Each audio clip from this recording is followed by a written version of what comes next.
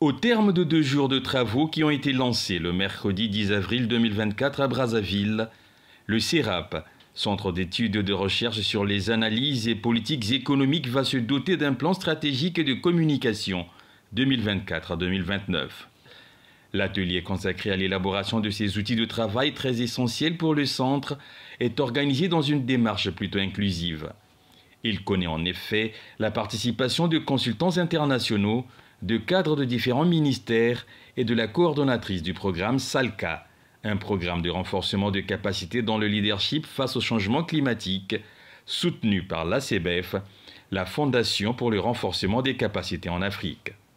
Le programme SALCA, sur lequel Jean-Christophe Bungu-Bazika, coordonnateur régional du CERAP, a justement mis l'accent. Ce programme est très bénéfique pour l'ensemble des membres à cause de son caractère formateur et surtout de la rigueur qu'il est en train d'introduire dans le fonctionnement de notre institution de recherche.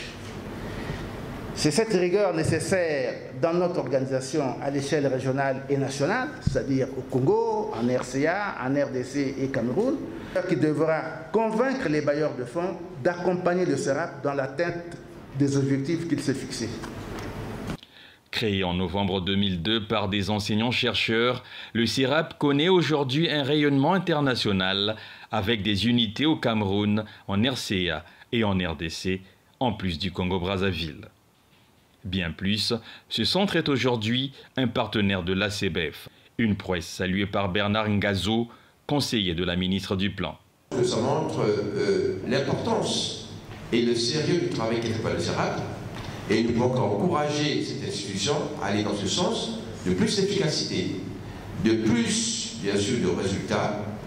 Et la mise en place de ce plan stratégique et du plan de communication concourt à améliorer les capacités managériales et, bien sûr, à améliorer l'efficacité de ce centre. Plus de 95 études publiées depuis sa création et plus de 10 livres publiés grâce à l'appui de ses partenaires, le CERAP jouit d'une crédibilité ayant justifié la présence à cet atelier de Seiram Agbe-Menia, coordonnatrice du programme SALCA. With this program, ACBF approached Bill and Melinda Gates. ACBEF, mais financé par la fondation Bill et Melinda Gates. Il y a plusieurs institutions qui ont soumissionné, ont vu d'être sélectionnées pour ce programme en Afrique. Et en fin de compte, 4 institutions au niveau africain qui ont été retenues. Il y a une institution qui se situe en Éthiopie, une institution au Kenya, une autre au Bénin. Et enfin, au Congo, c'est le CERAP qui a été retenu. Le CERAP est une institution qui actuellement est sous-régionale.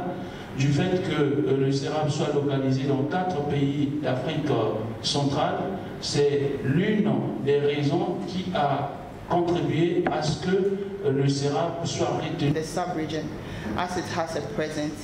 Le plan stratégique de communication du CERAP est un outil qui va renforcer la gestion du centre. Un centre qui devra aussi, par ailleurs, combler les insuffisances liées au manque de textes fondamentaux mis en relief par son coordonnateur régional.